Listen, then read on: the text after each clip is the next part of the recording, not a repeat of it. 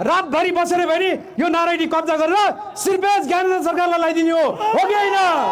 चैत्र 2 गते सामाकोसीबाट नारायणीसम्म नारायणी दरबारमा राखेको सिर्पेज जनता त्यो जनताले फिर्ता नलिएछ हाम्रो आन्दोलन जारी छ। खबरदार आत्मसमर्पण गर, एकीकरणको लिगेसीमा आत्मसमर्पण गर। आशा लाग्छ जनताको सहभागिता अस्तिको जस्तै लाखौंमा परिणत भयो भने हामी यति गते नै त्यो सिर्पेज चाहिँ जनताको हातमा लिएर ज्ञानेन्द्र सरकारलाई पहिल्याउन सक्छौँ। म चाहिँ सबैले सुन्ने गरी भन्न चाहन्छु, भविष्यमा संसारमा 5वटा मात्रै राजा रहनेछन्, एउटा बेलायतमा र 4वटा खेल्ने तासमा। त्यो बाहेक अन्यत्र राजा रहने छैनन्। नेपालमा पनि कसैको राजतन्त्र फर्काउने इच्छा पुरा हुने छैन। म यो कुरा राख्न चाहन्छु। अब राजा कहाँबाट आए? पोखराबाट आए, नेपालगञ्ज गए, लखनऊबाट आए, कलाई ल्याए, कसको तस्बिर बोकेर आए। पूर्व राजाले आफूलाई नागरिकका रूपमा रूपान्तरण गरेको 16 वर्ष भयो। अहिले सपना देखे राजा भएर आए। लावण्य देशको राजा हो कि कहाँको राजा हो? नेपालमा राजा छैनन्। सम्मान्य सभामुख महोदय, संविधानले, कानुनले, नियमले, नियमावलीले नचिन्ने यस्तो चाहिँ व्यवस्थाको बारेमा, यस्तो कुराकानीको बारेमा स्पष्ट रुलिङको पनि व्यवस्था गर्न म माग गर्न चाहन्छु। अरूको भुइँ चढेर आउने नेपालको कुनै शासक हुन सक्दैन। अरूको भुइँ चढेर आउने नेपाली जनताले को हो भनेर हेरिराखेका छन्। राजतन्त्र नेपालमा चाहिँ पृथ्वीनारायण शाहले अघि बढाएको राजतन्त्र अरूको भुइँ चढेर आउने विदेशीको भतुवा राजतन्त्र भएर आउन। चैत 2 गते राप्रपा र राजावादी मिलेर राजतन्त्रलाई फेरि नेपालमा स्थापना गर्नका लागि आन्दोलन गर्ने उद्घोष गरेका छन्। अझ सम्भव भएसम्म चैत 2 गते नै राजाको शिरमा सिर्पेजसम्म पहिर्याउनेसम्मको राजावादीहरूले सपना देखेका छन्। तर यस्तो सपना नदेख्नको लागि एमालेका सांसद सूर्यबहादुर थापाले संसदभित्रपट्टि कडा चेतावनी दिएका छन्। सांसद सूर्यबहादुर थापाले संसदमा बोल्दै भनेका छन्, राजा ल्याउने सपना नेपालमा कसैको पनि पुरा हुँदैन। नारायणी जातिमा कोही पनि राजा हुँदैन। नारायणीमा राजा मात्र नभएर सर्वसाधारण जो कोही पनि टिकट काटेर नारायणी दरबारभित्र पस्न सक्ने र नारायणी दरबार सार्वजनिक सम्बन्धी भएको कुरा संसदमा बताएका छन्।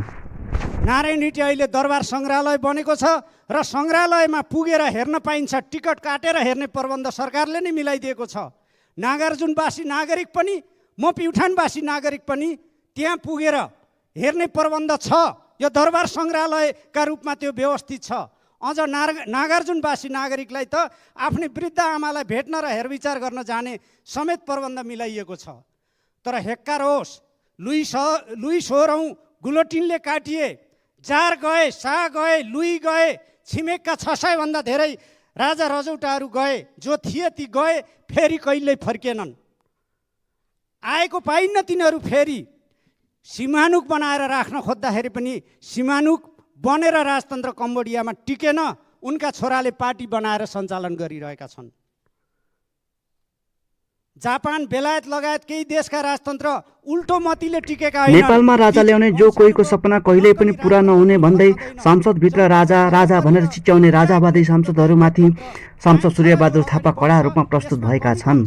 फागुन 25 गते राजाको फिर्ती सवारीमा असङ्ख्य मानिसहरूको उपस्थिति भएपछि आम सर्वसाधारणहरूले दल र सरकार डराइरहेको अनुमान गरिरहेको बेला भने प्रधानमन्त्री ओली भने एक्लै राजतन्त्र फर्काउने माथि कडा रूपमा प्रस्तुत भइरहे। त्यसपछि भने प्रधानमन्त्री ओलीले राजतन्त्रको विरोधमा बोल्न थालेपछि बिस्तारै अरू सांसदहरू पनि राजावादीहरूमाथि खनिन थालेका छन्। राजतन्त्रका पृष्ठपोषकहरू र पूर्व राजा भनेको नेपाल र नेपालीको कालातीत इतिहास हो।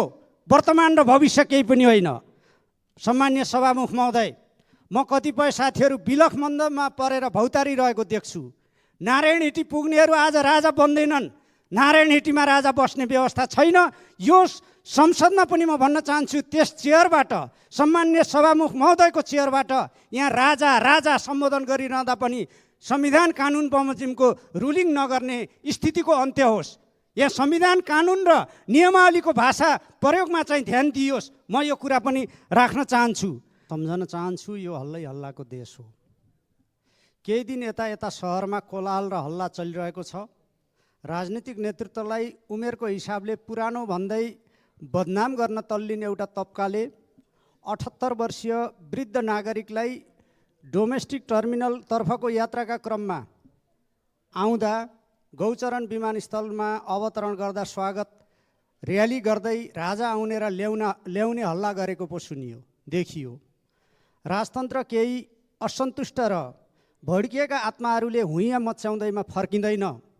पूर्व राजाको स्वदेशभित्रको घुमफिर र पर्यटनलाई राजा आउने र भ्रमको खेती गर्न चाहने राजा आउने भन्दै भ्रमको खेती गर्न चाहनेहरू सिङ्गो दुनियाँका सबभन्दा पटमूर्खहरू रहेको तथ्य समेत म यस सम्मानित सभा समक्ष राख्न चाहन्छु। सम्मान्य सभामुख महोदय, नेपाल आज जहाँ छ यसमा गणतन्त्रको 16 वर्ष जिम्मेवार छ कि राजतन्त्रको लुट खसोटको 240 वर्ष? म सोध्न चाहन्छु। पुष्पकमल दाहालजीको नेतृत्वको 20 महिनाको कुशासनले यसमा कति काम गरेको छ? म सोध्न चाहन्छु कि एमालेको नेतृत्वमा नेपाली कङ्ग्रेस सहितको बलियो सरकार बनेको मात्र 8 महिना जिम्मेवार रह्यो? म सोध्न चाहन्छु। अहिले मुलुकमा भ्रम र भ्रान्तिको कुहिरो सिर्जना गरेर आफ्नो स्वार्थका रोटी सेक्न उद्धत तत्त्वहरूले निकै ताउरमाउर गरेको देख्न सकिन्छ। तर नेपाली जनताको आकाङ्क्षा र जनमत यो किमार्थ होइन र हुन सक्दैन।